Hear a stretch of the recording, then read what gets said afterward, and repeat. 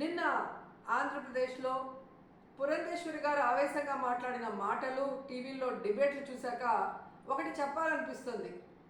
అమ్మ పురంధేశ్వరి గారు, బావ కళ్ళల్లో ఆనందం చూడటం కంటే భక్తుల కళ్ళల్లో ఆనందం చూడటానికి ప్రయత్నించమని కోరుకుంటున్నాను. ఎందుకంటే ఈరోజు కూటమి ప్రభుత్వానికి చెందిన లాయరు సుప్రీంకోర్టులో కోర్టు అడిగిన ఏ ఒక్క దానికి కూడా సమాధానం చెప్పలేకపోవటం వల్లే సుప్రీంకోర్టు ఇంత సెన్సిటివ్ అయిన విషయాన్ని సీఎంగా ఉండి ఎటువంటి ఆధారాలు లేకుండా ఎలా మాట్లాడతారు అంటే, సీఎం ఏదైనా మాట్లాడచ్చు, ప్రజల చేత గెలిపించబడిన వాళ్ళు మాట్లాడకూడదని మీరు మాట్లాడటం నిజంగా చాలా సిగ్గుచేటు.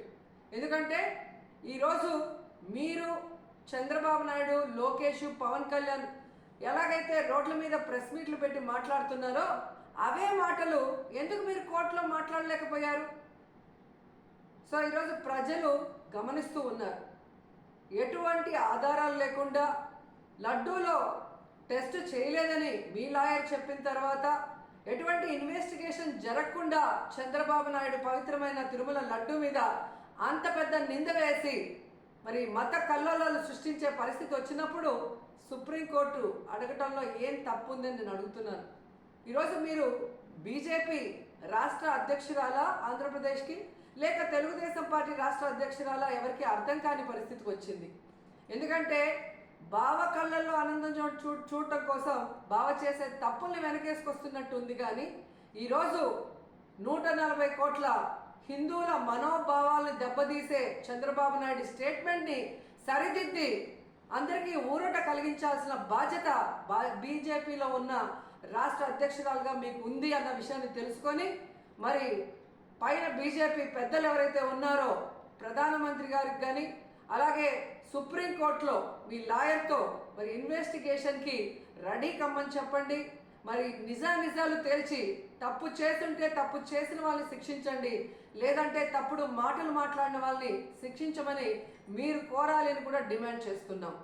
ఎందుకంటే ఈరోజు ఒక తిరుపతి అమ్మాయిగా తిరుపతి మీద ఇంత అప్రతిష్ట తెచ్చే విధంగా చంద్రబాబు నాయుడు ఒక ముఖ్యమైన సీఎం పోస్ట్లో ఉండి ఎటువంటి ఆధారాలు లేకుండా, ఎటువంటి టెస్టులు చేయకుండా మాట్లాడటం కరెక్ట్ కాదని కూడా ఈ సందర్భంగా తెలియజేసుకుంటున్నాం. అలాగే పవన్ కళ్యాణ్ గారు, ఇది సినిమా షూటింగ్ కాదు. రోజుకొక వేషాన్ని వేసుకొని రోజుకొక మాట మాట్లాడుతూ ఈరోజు అందరి మనోభావాల్ని దెబ్బతీయటానికి మీకు అధికారం లేదని కూడా ఈ సందర్భంగా తెలియజేసుకుంటున్నా.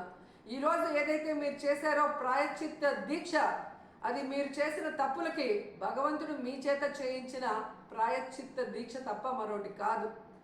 ఎందుకంటే ఈరోజు భగవంతుడే లేడని చెప్పిన మీ కుటుంబ సభ్యులు, మీరు, అలాగే ఏ రోజు హిందూయిజం కూడా గురించి మాట్లాడని మీరు, ఎన్నికల గురించి ముందు మీరు మాట్లాడిన మాటలకి ఈరోజు మీరు మాట్లాడుతున్న మాటలకి, మీరు వేస్తున్న వేషాలకి సంబంధం లేకుండా ఉండటం ప్రజలు గమనిస్తూనే ఉన్నారు.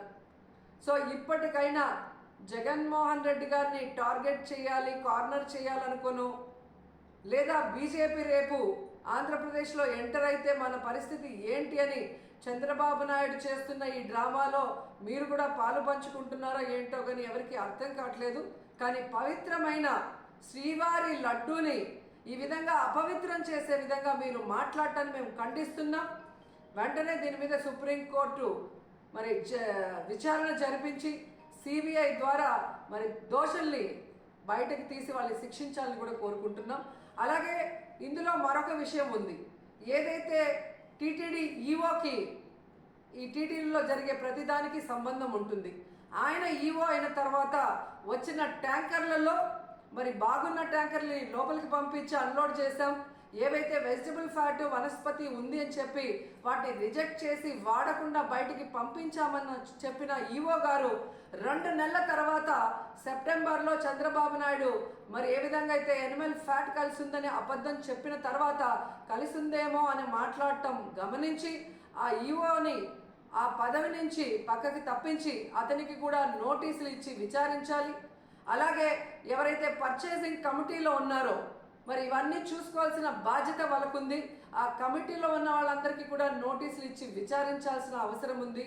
అలాగే విజిలెన్స్లో మరి తప్పు జరుగుతూ ఉంటే ఏం చేశారు ఆ అఫీషియల్ కూడా నోటీస్ ఇచ్చి అన్నీ కూడా విచారించాల్సిన బాధ్యత మీ మీద ఉంది.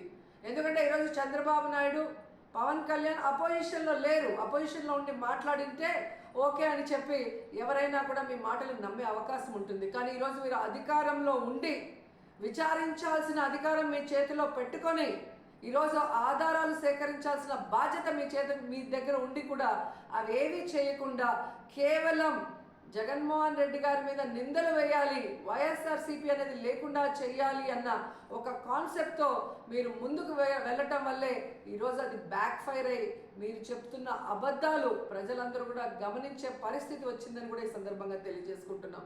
సో ఇప్పటికైనా శ్రీవారి పవిత్రమైన లడ్డూ జోలికి పోకుండా మీరు ఇకనైనా ఈ డ్రామాలు ఆపితే బాగుంటుంది.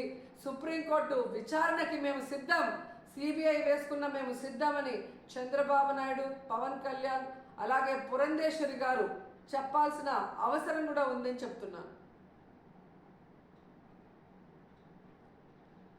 హిట్ టీవీ యాప్ ని డౌన్లోడ్ చేసుకోండి. ఇందులో short news, live news, entertainment movies అన్ని అవైలబుల్ గా ఉన్నాయి. Please download hit TV app. Hit TV app ని ఫ్రీగా డౌన్లోడ్ చేసుకోండి.